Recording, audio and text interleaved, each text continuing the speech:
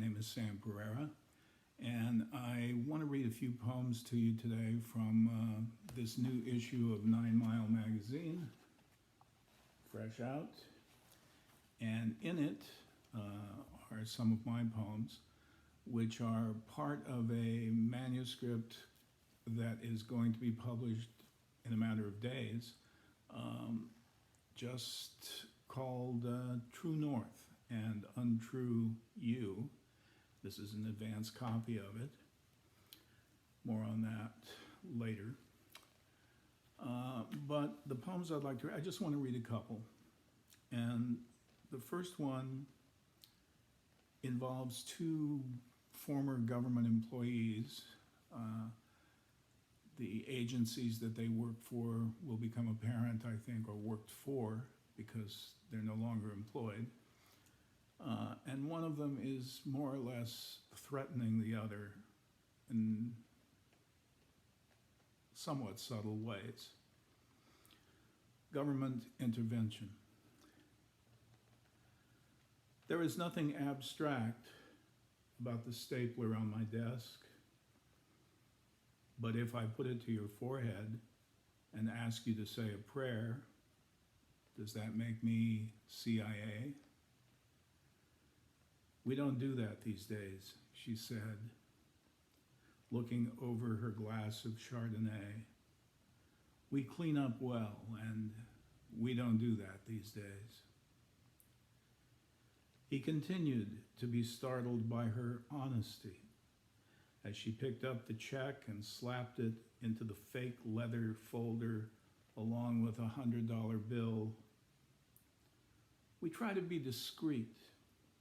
For instance, right now, I am holding a .38 under the table, along with a stainless steel emasculator, the kind a farm worker might use to bring a young animal into his adulthood, one might say. We might use one or the other on any given day. Today, I just don't know. On the other hand, the stapler to the forehead was outlawed right after the teacher from Fargo left a message on her cell telling anyone who would listen that she had been a victim of the CIA. And staples have been used. She gave us nothing, being either a Mediterranean spy or the dumbest excuse for an educator we have ever seen. She's gone now. We don't know what happened. We don't do that these days. We don't believe the world likes it to go on, but the gun and the emasculator are divine. You decide. I'll get the car.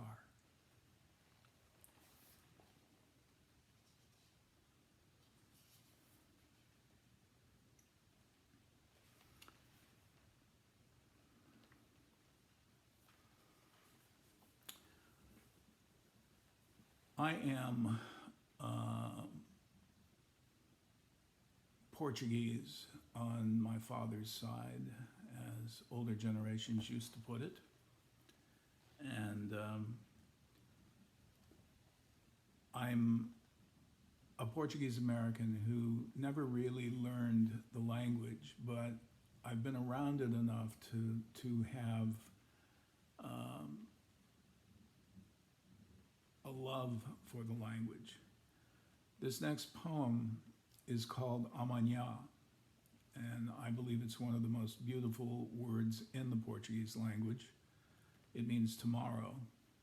And in this poem, it is used as a name for a child that's created in this somewhat unusual relationship. Amanhã. Years ago, while staring at a plate of sardines in what passed for a winter sun, the old thoughts returned. how on numerous occasions, under the direction of a bass guitar, my head filled with a darkness even Melville might have envied. I had walked the perimeters of this small town most of my life, sometimes knowing that cars might come out of nowhere, sounding horns, the split second before ending my lusts for a scotch in the night. I thought about the anguish some saw in being alone.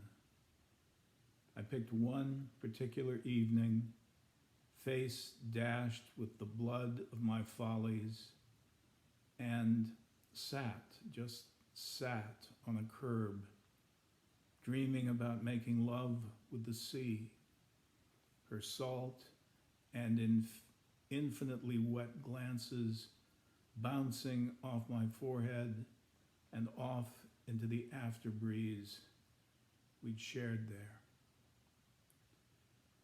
If I had been lucky, if I had seen the clouds as the ocean's gray mascara designed to wear me down and take me, I might have been okay with that. I might have said in a slumber of love that she, my beloved Pacific, had given me a daughter, Amanya, wearing the haunting silver of sardines.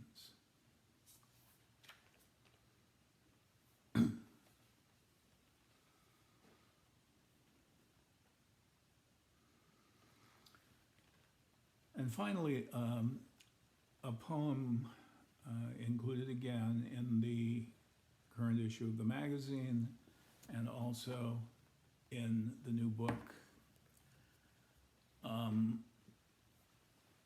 This is a poem called Tragic Cigarettes, and it is a poem about watching a video on Anne Sexton. Anne Sexton, one of the female poets who was getting a certain amount of acclaim when I was just starting college. And Sylvia Plath basically got most of that acclaim, but I was an Anne Sexton fan. Let's put it that way. Tragic Cigarettes. Both of them, by the way, committed suicide, those of you that don't know. So, thus the tragedy. I was watching an old video a couple of decades ago. Anne Sexton was lounging around the house. The film was in black and white, and there was a certain permanence to that long gray ash clinging from her clinically tragic cigarette. I confess, for a moment, I wanted to be that cigarette, coated and wet with one of the Revlon reds it had absorbed into its filter. I anticipated some perfect suck of poet's air. Does this make me crazed? Perverted in a literary sort of way? Would she insist on a fine mahogany fandango before taking herself elsewhere just to spite me? These are the questions illness brings out in the rain. She'd say, "This is my gift to you," along with, "We have finally discovered the truth." "Honestly, you men are all alike," she'd whisper, taking in more smoke. "I love you anyway," she'd say. "Goodbye," she'd say. "I'm yours." Again, thank you for listening. Thank you for watching the magazine. The book. Check them out.